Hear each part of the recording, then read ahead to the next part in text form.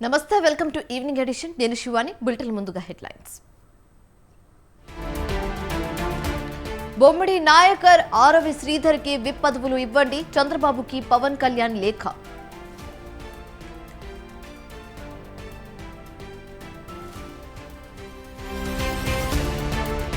తెలంగాణలో 8 మంది ఐపీఎస్ అధికారులు బదిలీ ఉత్తర్వులు జారీ చేసిన సీఎస్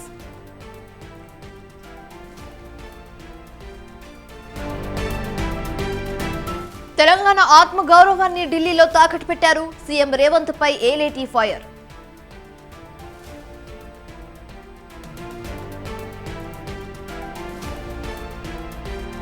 ఏపీ వ్యాప్తంగా పెన్షన్ల పంపిణీ లబ్ధిదారులకు అందజేస్తున్న నేతలు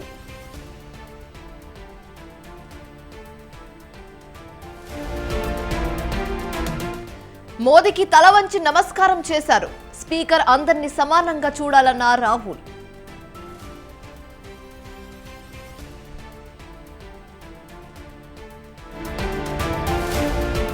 లాభాల్లో ముగిసిన స్టాక్ మార్కెట్లు సెన్సెక్స్ 443 నిఫ్టీ 131 పాయింట్ల లాభం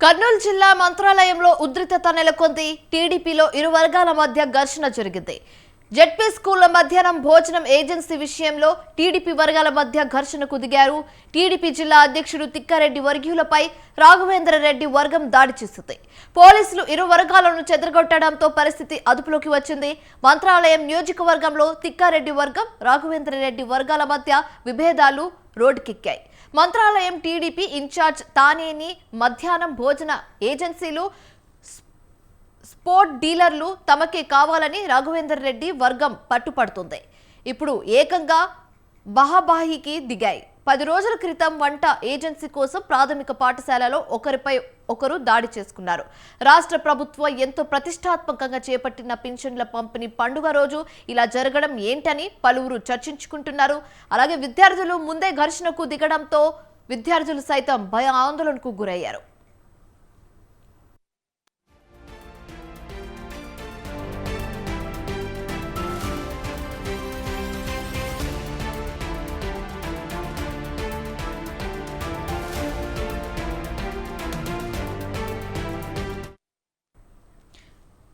మరింత తాజా సమాచారం మా ప్రతినిధి శ్రీనివాస్ ఫోన్ ద్వారా అందిస్తారు శ్రీనివాస్ చెప్పండి రాష్ట్ర వ్యాప్తంగా తెలుగుదేశం పార్టీ ఎమ్మెల్యేలు పెన్షన్ల పంపిణీ కార్యక్రమంలో బిజీగా ఉండగా మంత్రాలయం నియోజకవర్గంలో మాత్రం తెలుగుదేశం పార్టీ జిల్లా అధ్యక్షుడు తిక్కారెడ్డి వర్సెస్ మంత్రాలయం టీడీపీ అభ్యర్థిగా పోటీ చేసి ఓడిపోయినటువంటి రాఘవేంద్రారెడ్డి ఇవి వర్గీయుల మధ్య ఘర్షణ చోటు చేసుకోవడం కొంత తెలుగుదేశం పార్టీ కార్యకర్తలను ఆశ్చర్యానికి గురి చేసిందని చెప్పవచ్చు ప్రధానంగా ఎన్నికల అనంతరం ఆయా నియోజకవర్గాలలో ఆదాయ వనరులపై ఇప్పటికే తెలుగుదేశం పార్టీ తరఫున తెలుగుదేశం పార్టీ నేతలు ఎమ్మెల్యే వర్గీయులు దృష్టి సారించారని చెప్పవచ్చు వంట ఏజెన్సీలతో పాటు డీలర్షిప్లు తమ వర్గానికి కావాలని ఎమ్మెల్యే అభ్యర్థిగా పోటీ చేసి ఓడిపోయినటువంటి రాఘవేందర్ రెడ్డి గత కొన్ని రోజులుగా నియోజకవర్గం మొత్తం తాను చెప్పిన వారికే ఏజెన్సీలు డీలర్షిప్లు ఇవ్వాలని జిల్లా తెలుగుదేశం పార్టీ అధ్యక్షునిగా నియోజకవర్గం నుంచి తప్పించి జిల్లా పార్టీ అధ్యక్షునిగా నియమించినందువలన ఎన్నికల సమయంలో కూడా రాఘవేంద్ర రెడ్డికి పూర్తి స్థాయిలో సపోర్ట్ చేయలేదని ఆ ఉద్దేశాన్ని మనసులో పెట్టుకొని నియోజకవర్గం మొత్తం తన గుప్పిట్లోకి తీసుకునేందుకు ఈ రోజు రాఘవేంద్ర రెడ్డి తరచూ ప్రయత్నిస్తున్నాడు. కొద్ది రోజుల క్రితం కూడా ఇదే ప్రాథమిక పాఠశాలలో ఏజెన్సీ కోసమని ఇది రెండు వర్గాలు గొడవ పడ్డాయి. తాజాగా ఈ రోజు పెంచిన పెన్షన్ల పంపిణీలో ఎమ్మెల్యేలు సంబరాలు చేసుకుంటుంటే ఈ మంత్రాల నియోజకవర్గంలో మాత్రం ఇటు తిక్కారెడ్డి వర్గీయులు రాఘవేంద్ర రెడ్డి వర్గీయులు ఒకరి మీద ఒకరు దాడులకు తెగబడుతుండడంతో స్కూల్ ఆవరణలోనే దాడులకు తెగబడడంతో ఇటు పోలీసులు స్కూల్ ఆవరణలోకి వచ్చి రెండు వర్గాలను చెల్లాచెదురుగా బయటికి పంపించాల్సిన పరిస్థితి ఏర్పడింది. గెలిచిన కొద్ది రోజులకే ఇలా మంత్రాల నియోజకవర్గంలో రెండు గ్రూప్ల మధ్య ఘర్షణలకు దారి తీయడం ఇటు జిల్లా అధ్యక్షుడైనటువంటి తిక్కారెడ్డికి తలనొప్పిగా మారింది. ఇప్పటికే పార్టీ అధిష్టానం మంత్రాల నియోజకవర్గంతో పాటు మరో నియోజకవర్గంపై కూడా పూర్తి స్థాయిలో దృష్టి సారించి నేతల మధ్య ఉన్న విభేదాలను తొలగించాలని కార్యకర్తలు డిమాండ్ చేస్తున్నారు. Right, thanks for the update Srinivas.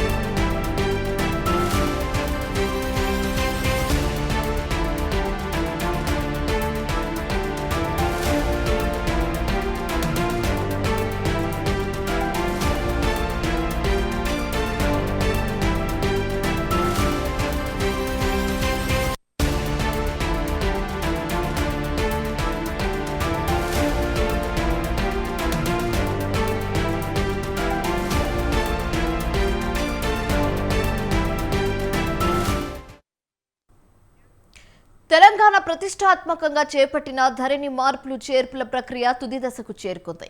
ధరణి అధ్యయనం కోసం వేసిన కమిటీ నివేదికను సిద్ధం చేసింది. 2 రోజుల్లో ముఖ్యమంత్రికి ధరణి కమిటీ నివేదిక ఇవ్వనుంది. 100కు పైగా సూచనలతో కమిటీ రిపోర్ట్ తయారు చేస్తున్నట్లుగా తెలుస్తుంది. 1971 ROR చట్టాన్ని మళ్లీ తీసుకురావాలని కమిటీ సూచించినట్లు తెలుస్తుంది. భూములకు సంబంధించిన అన్ని చట్టాలను ఒకే గొడుగు కిందకు తీసుకురావాలని కమిటీ ప్రతిపాదిస్తుంది. MRO RDOలకు అధికారులు బదిలీ చేయాలని, సర్వేయర్లు రిక్రూట్మెంట్ చేయాలని కమిటీ అభిప్రాయపడుతుంది. భూముల వాస్తవ పరిస్థితి పూర్తి స్థాయిలో సర్వే చేయాలని, దరఖాస్తు చేసుకున్న 30 రోజుల్లో సమస్య పరిష్కారం చూపే విధంగా నిబంధనలను తీసుకురావాలని కమిటీ ప్రతిపాదించనుంది. ఇక ఇదే అంశానికి సంబంధించి మరిన్ని తాజా సమాచారం మా ప్రతినిధి వేణు ఫోన్ ద్వారా అందిస్తారు. వేణు, చెప్పండి. ధరణి వల్ల రైతులు అనేక సమస్యలు ఎదుర్కొన్నారని చెప్పి కాంగ్రెస్ ప్రభుత్వం అధికారంలోకి రాగానే ధరణి సమస్యలు పరిష్కరించేందుకు ధరణి కమిటీని ఏర్పాటు చేసింది. ఈ కమిటీ దాదాపుగా పలుసార్లు భేటీ అయి అలాగే రైతుల నుండి ప్రజాభిప్రాయ సేకరణ చేసి ఇక వారి నివేదికను మొత్తం కూడా రెడీ చేశారు. ధరణిలో ఉన్నటువంటి లోపాలు ఏంటి అనే దానిపైన కూడా సమగ్ర వివరాలతో కూడినటువంటి ఒక నివేదికను రెడీ చేశారు. ఇక ఈ నివేదిక 1-2 రోజుల్లో మంత్రితో పాటు సీఎం కి కూడా ఈ ధరణి కమిటీ సమర్పించనుంది. దాదాపు 100కు పైగా సూచనలతో ధరణి కమిటీ రిపోర్ట్ ఇవ్వబోతోంది. ముఖ్యంగా ఏదైతే గ్రౌండ్ లెవెల్లో చిన్న చిన్న సమస్యలకు కూడా పరిష్కారానికి నోచుకున్నటువంటి పరిస్థితి ఉంది. చిన్న సమస్య అయినా కానీ అది కలెక్టర్ వరకు వెళ్లాల్సి వస్తుంది అనేది ప్రధానంగా గుర్తించడం జరిగింది. ఇక అందులో భాగంగా ఏదైతే గత ప్రభుత్వం తీసుకొచ్చినటువంటి ఈ ధరణి చట్టం ఉందో దాన్ని పునఃపరిశీలించాలని చెప్పి కూడా రాష్ట్ర ప్రభుత్వానికి ఈ ధరణి కమిటీ వారి నివేదికలో పేర్కొంది. ముఖ్యంగా 1971 ROR చట్టాన్ని మళ్లీ తీసుకురావాలని చెప్పి కూడా ధరణి కమిటీ సూచించడం జరిగింది. ఇక భూములకు సంబంధించి అన్ని చట్టాలను ఒకే గొడుగు కిందకి తీసుకురావాలని కూడా మరొక సూచన చేసింది. ఇక MRO RDOలకు అధికారాలు బదిలీ చేయాలని, ఏదైనా చిన్న సమస్య వస్తే కూడా కలెక్టర్ వరకు వెళ్లాలంటే సామాన్య రైతులకు అది వెంటనే పరిష్కారం లభించేలా లేదు. కాబట్టి MRO RDOలకు కూడా అధికారాలు బదిలీ చేయాలని చెప్పి కూడా ఈ ధరణి కమిటీ సూచించినటువంటి పరిస్థితి ఉంది. ఇక ముఖ్యంగా ఏదైతే ఈ గట్టు సమస్యలు వచ్చినప్పుడు పరిష్కరించడంలో సర్వేయర్లు కీలక పాత్ర పోషిస్తారు.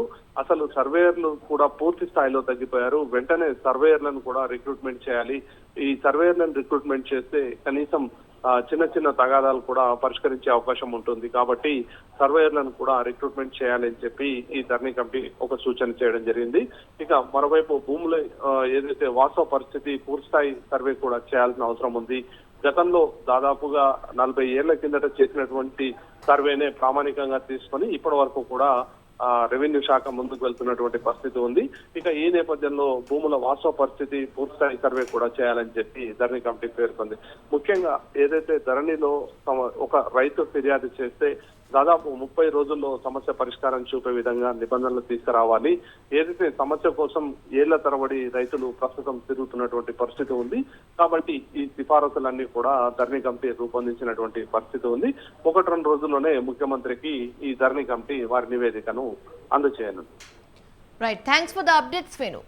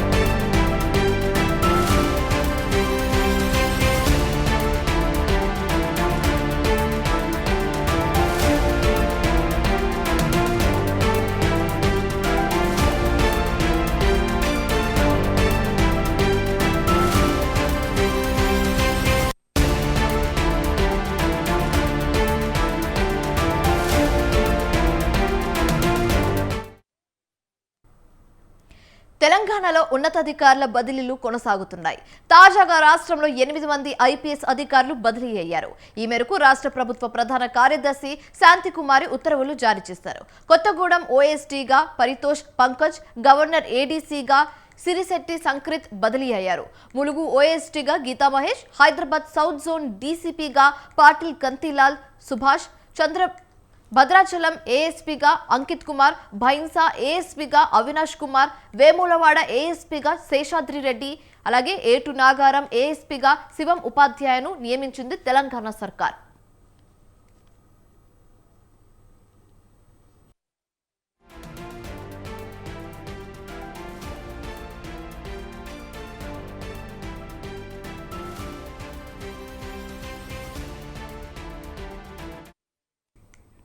తెలంగాణలో ఉన్నతాధికారుల బదిలీలు కొనసాగుతున్నాయి. తాజాగా రాష్ట్రంలో 8 మంది ఐపీఎస్ అధికారులు బదిలీలయ్యారు. ఈ మేరకు రాష్ట్ర ప్రభుత్వ ప్రధాన కార్యదర్శి శాంతికుమారి ఉత్తర్వులు జారీ చేశారు. కొత్తగూడెం ఓఎస్టీగా పరితోష్ పంకజ్, గవర్నర్ ఏడీసీగా సిరిశెట్టి సంక్రిత్ బదిలీ అయ్యారు. ములుగు ఓఎస్టీగా గీతా మహేష్, హైదరాబాద్ సౌత్ జోన్ డీసీపీగా పాటిల్ కంతిలాల్ సుభాష్, భద్రాచలం ఏఎస్పీగా అంకిత్ కుమార్, భైన్సా ఏఎస్పీగా అవినాష్ కుమార్, వేములవాడ ఏఎస్పీగా శేషాద్రి రెడ్డి, అలాగే ఏటూరు నాగారం ఏఎస్పీగా శివం ఉపాధ్యాయను నియమించింది తెలంగాణ ప్రభుత్వం.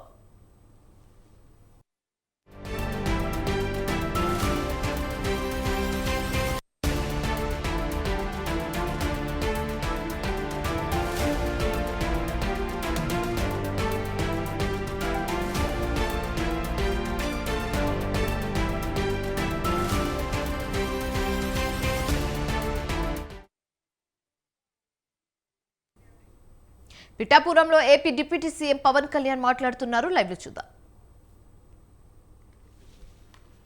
వెనకడుగు ఇలా నిలబడ్డా భగవంతుడు నా చేతులు ఏదిస్తే అదే అనుకున్నాను. కానీ అఖండ విజయం ఇచ్చాడు భగవంతుడు. ఇదే పిఠాపురంకి వచ్చి నేను సనాతన ధర్మాన్ని చాలా బలంగా పాటించే వ్యక్తిని, చాలా బలంగా పాటిస్తాను. అలాగే అన్ని మతాల్ని సమానంగా గౌరవించాను. అదే మన పిఠాపురంలో బంగారు పాపం దర్గా దగ్గరికి వెళ్ళాను.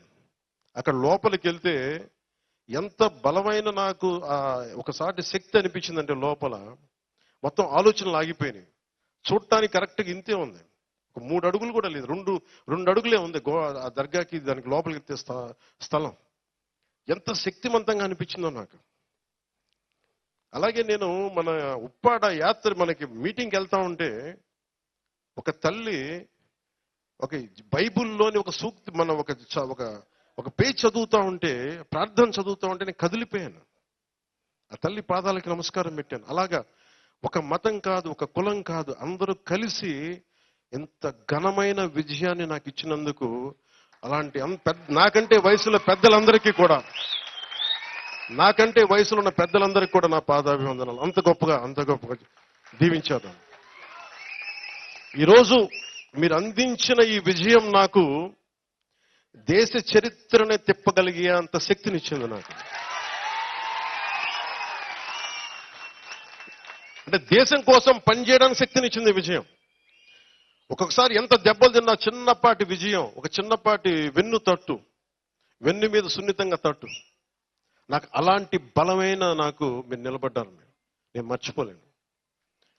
నేను చాలాసార్లు చెప్తాను, నా కడ వరకు, నా ఆఖరి శ్వాస వరకు నేను ప్రజల కోసమే పనిచేస్తాను.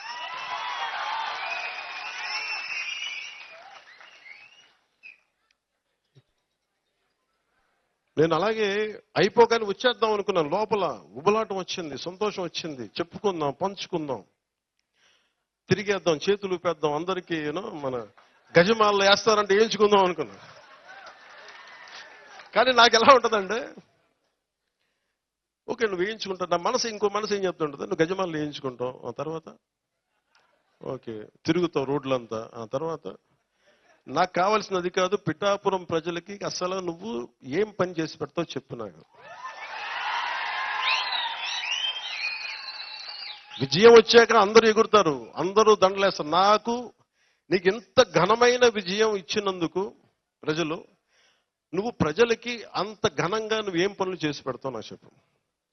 నేను కూర్చున్నా, నాకు వచ్చి చేతులు ఊపి కృతజ్ఞతలు చెప్పడం సరిపోలా, ఒళ్ళోంచి ఒక కూలీలా పని చేయడానికి సిద్ధపడిపోయాను. అందుకే నాకేమనిపించిందంటే, పొద్దున పెన్షన్ సభలో కూడా చెప్పా, ఒక నిమిషం స్లో, తర్వాత ప్లీజ్ దయచేసి ఒక నిమిషం.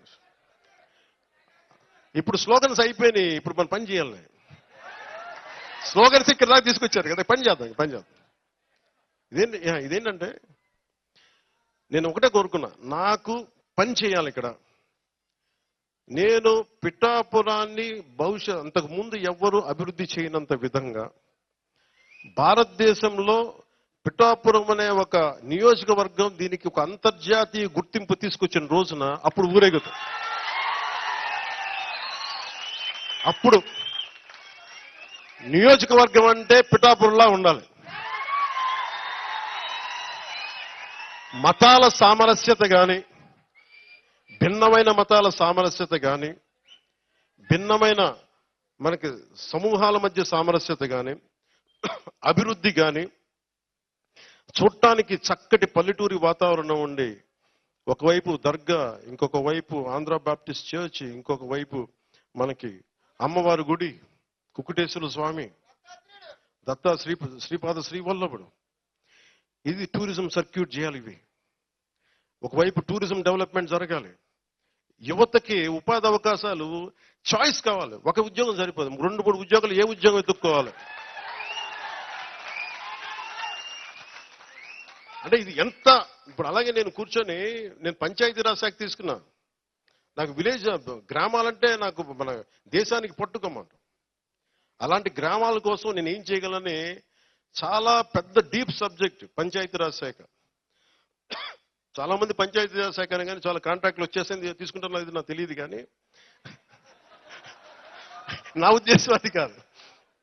నా ఉద్దేశం ఏముందంటే, మన గ్రామాలకి ఏం చేయాలని ఒక్కొక్క రివ్యూ మీటింగ్ పెట్టి చూస్తూ ఉంటే, అసలు ఉదాహరణకి కేంద్ర జల్ జీవన్ మిషన్ రక్షిత మంచినీటి పథకం, ఏమంటే దీనికి ఎంత ఫండ్స్ ఉంటాయని పంచాయతీ అధికారులను ఉన్నతాధికారులను అడిగితే అన్లిమిటెడ్ సార్. అంటే మీకు ఎంత కావాలంటే, అంటే మీకు ఒక 10 కోట్లు 100 కోట్లు కావాలి, 100 కోట్లు వస్తాయి. కానీ దానికి 100 కోట్లు కేంద్రం నుంచి రావాలి అంటే మన కనీసం వాళ్ళు 70% 90 కోట్లు పెడితే మనం 10 కోట్లన్నా కనీసం ఇవ్వాలి, లేదంటే 70 కోట్లు ఇస్తే 30 కోట్లన్నా ఇవ్వాలి. ఈ స్కీమ్కి ఒక విధానం ఉంటుంది. ఆ 30 కోట్లు ఇచ్చే 10 కోట్లు 30 కోట్లు ఇచ్చే స్థాయిలో కూడా ప్రభుత్వాలు లేవు. ఒక్కొక్క చోటకి వెళ్తే కనీసం గుక్కెడు మంచి తాగడానికి మంచి నీళ్లు అవి కూడా ఇవ్వలేని పరిస్థితుల్లో మనకి ఇంత వ్యవస్థ ఉంది. ఒక్కొక్క పాలసీ చదువుతా ఉంటే లోపలికి వెళ్ళి ఒక్కొక్క ఉన్నతాధికారితో మాట్లాడుతుంటే బ్రిలియంట్ పీపుల్, ఒక్కొక్కరు ఐఏఎస్లు, చాలా అనుభవజ్ఞులు. కానీ కేవలం ఇవనగానే ఏదో తూతూ మంత్రం పనులు చేస్తాం, పైపైన పనులు చేస్తాం, దీన్ని కాంట్రాక్టులు వాడేసుకుందాం, అలాంటిది ఏదో ఉందనుకుంటా. లేదంటే రకరకాల విధానం. మరీ గత 5 సంవత్సరాల్లో మన రోడ్లు పాడైపోవడానికి కానీ పంచాయతీ శాఖ నిధుల్ని ఏ మాత్రం వాడలేదు. ఈ రోజుకి ఒక దాదాపు 3,000 కోట్ల పైచీలకు డబ్బులు ఇవ్వాలి ఒక్కొక్క పనులకి. గుంతలు తీయాలి మనం, దాన్ని ఏముంటుందని గుంతలు పూడ్చే ఒక దాని కింద ఒక హెడ్ కూడా లేదండి. దాని ఈ ఖర్చు కింద ఆ పద్దు ఉంటుంది, ఈ పద్దు కింద అది కూడా వేయట్లేదంట. అంటే అంత నిర్లక్ష్యంగా చేశారు గత ప్రభుత్వం. అంత అడ్డగోలుగా నిర్లక్ష్యం.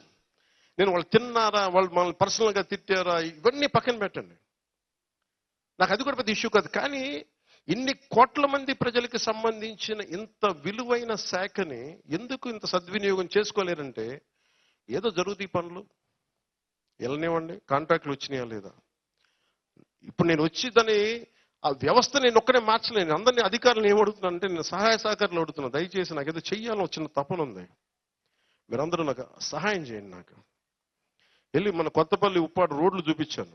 ఇక్కడి నుంచి కాకినాడ వరకు అది సుందరంగా మనకు ఉండే వైజాగ్ బీచ్ రోడ్ లాగా, రామకృష్ణ బీచ్ రోడ్ లాగా చేయొచ్చు, అంత అద్భుతంగా ఉంటుంది. నాకు అలాంటి సహకరించండి.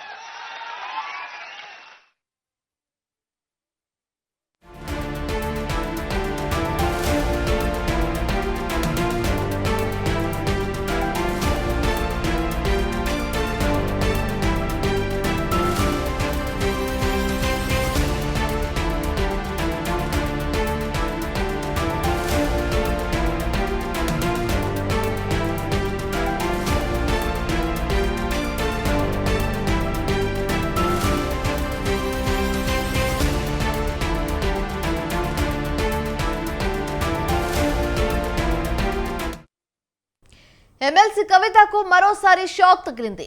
3 నెలలుగా తీహార్ జైల్లో ఉన్న కవిత బెయిల్ పిటిషన్ పై ఢిల్లీ హైకోర్టు తీర్పు వెలువరించింది. ఢిల్లీ లిక్కర్ పాలసీ కేసులో అవకతవకలు జరిగాయని సిబిఐ ఆర్థిక లావాదేవీలకు సంబంధించి ఈడీ నమోదు చేసిన కేసులో కవిత అరెస్ట్ అయ్యారు. కవిత బెయిల్ పిటిషన్ ను ట్రయల్ కోర్టు కొట్టివేయడంతో ఆమె ఢిల్లీ హైకోర్టును ఆశ్రయించారు. సిబిఐ అవినీతి కేసుతో పాటు ఈడీ మనీ లాండరింగ్ కేసులో కవిత బెయిల్ దరఖాస్తులను కొట్టివేస్తూ మే 6న ట్రయల్ కోర్టు ఇచ్చిన ఉత్తర్వులను ఆమె సవాల్ చేశారు. ఈ కేసులోని 50 మంది నిందితుల్లో కవిత ఒక్కరే మహిళ అని, దీన్ని పరిగణలోకి తీసుకుని బెయిల్ ఇవ్వాలని కవిత తరఫున న్యాయవాది కోర్టులో కోరారు. అయితే ఈ వాదనను సిబిఐ, ఈడీ వ్యతిరేకించాయి. కవిత తరఫున న్యాయవాదుల వాదనలతో పాటు ఈడీ, సిబిఐ వాదనలు విన్న న్యాయస్థానం తీర్పు రిజర్వ్ చేసింది. జస్టిస్ స్వర్ణకాంత్ శర్మ ఇవాళ తీర్పు వెలువరించారు. కవితకు బెయిల్ నిరాకరిస్తూ తీర్పు వెలువరించారు.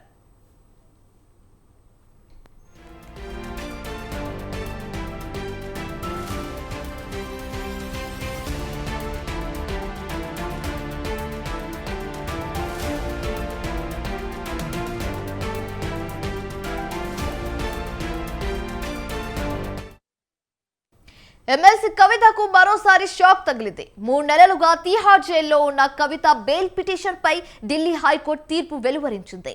ఢిల్లీ లిక్కర్ పాలసీ కేసులో అవకతవకలు జరిగాయని సిబిఐ ఆర్థిక లావాదేవీలకు సంబంధించి ఈడీ నమోదు చేసిన కేసులో కవిత అరెస్ట్ అయ్యారు. కవిత బెయిల్ పిటిషన్ ను ట్రయల్ కోర్టు కొట్టివేయడంతో ఆమె ఢిల్లీ హైకోర్టును ఆశ్రయించారు. సిబిఐ అవినీతి కేసుతో పాటు ఈడీ మనీ లాండరింగ్ కేసులో కవిత బెయిల్ దరఖాస్తులను కొట్టివేస్తూ మే 6న ట్రయల్ కోర్టు ఇచ్చిన ఉత్తర్వులను ఆమె సవాల్ చేశారు. అయితే ఈ కేసులోని 50 మంది నిందితుల్లో కవిత ఒక్కరే మహిళ అని, దీన్ని పరిగణలోకి తీసుకొని బెయిల్ ఇవ్వాలని కవిత తరఫున న్యాయవాది కోర్టును కోరారు. అయితే ఈ వాదనను సిబిఐ, ఈడీ వ్యతిరేకించాయి. కవిత తరఫున న్యాయవాదుల వాదనలతో పాటు ఈడీ, సిబిఐ వాదనలు విన్న న్యాయస్థానం తీర్పును రిజర్వ్ చేసింది. జస్టిస్ స్వర్ణకాంత్ శర్మ ఇవాళ తీర్పు వెలువరించారు. కవితకు బెయిల్ నిరాకరిస్తూ తీర్పు వెలువరించారు.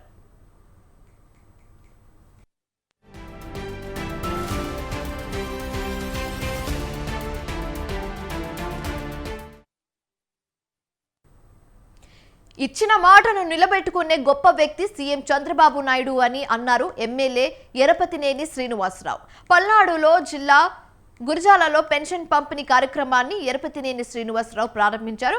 గుంటూరు పశ్చిమ ఎమ్మెల్యే గల్లా మాధవి పెన్షన్లను పంపిణీ చేశారు. అనంతరం జిల్లాలో ఎమ్మెల్యే అమిలినేని సురేంద్రబాబు పింఛన్లను పంపిణీ చేశారు. పండుగ వాతావరణంలో పింఛన్ పంపిణీ కార్యక్రమం జరుగుతుందన్నారు. ఎన్నికల్లో ఇచ్చిన మాట ప్రకారం ఎన్టీఆర్ పెన్షన్ల పెంచి సీఎం చంద్రబాబు హామీని నిలబెట్టుకున్నారని నర్సాపురం ఎమ్మెల్యే బొమ్మిడి నాయకర్ అన్నారు. సత్యసాయి జిల్లా మడకశీరలో ఎమ్మెల్యే ఎంఎస్ రాజు పెన్షన్ల పంపిణీ చేశారు. అనంతరం జిల్లా ఉరవకొండలో పింఛన్ల పంపిణీ చేశారు మంత్రి పయ్యావుల కేశవ్. మాది మాటల ప్రభుత్వం కాదని, చేతల ప్రభుత్వం అని తెలిపారు. సత్యసాయి జిల్లా ధర్మవరంలో మంత్రి సత్యకుమార్ యాదవ్ ఎన్టీఆర్ భరోసా పెన్షన్ పంపిణీ చేశారు. అనంతరం జిల్లా గుంతకల్లులో ఎమ్మెల్యే గుమ్మనూరు జయరాం పెన్షన్లు పంపిణీ చేశారు. వైఎస్ఆర్ జిల్లా జమ్మలమడుగులో ఎమ్మెల్యే ఆదినారాయణ రెడ్డి పెన్షన్ దారులకు పెన్షన్లు అందజేశారు.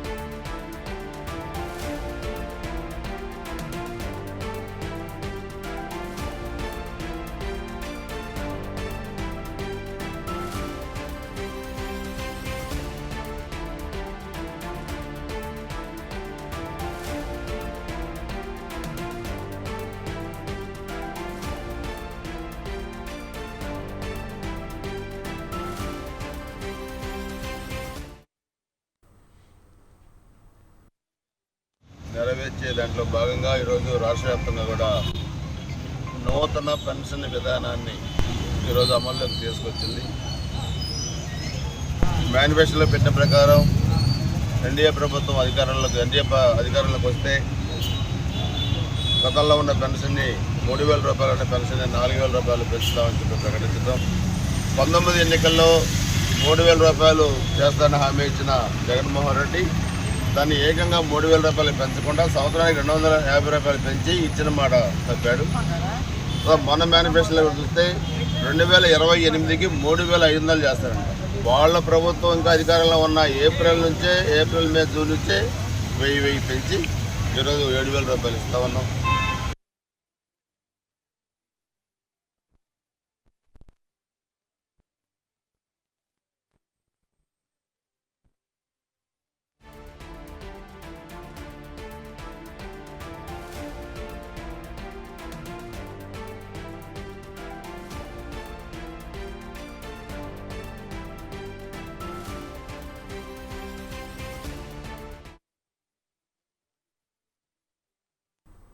ఇవి ఇప్పుడు వరకు ఉన్న డీటెయిల్స్. Stay tuned.